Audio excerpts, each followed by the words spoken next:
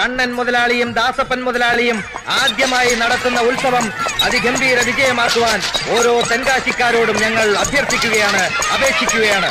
കടമിഴിയിൽ കമലദളം, കവിളിണയിൽ സിന്ദൂരം, നടന്നാൽ പുലരിമഴ, പൂഞ്ചൊടിയിൽ പുന്നാരം. കടമിഴിയിൽ കമലദളം, കവിളിണയിൽ സിന്ദൂരം, നടന്നാൽ പുലരിമഴ, പൂഞ്ചൊടിയിൽ പുന്നാരം.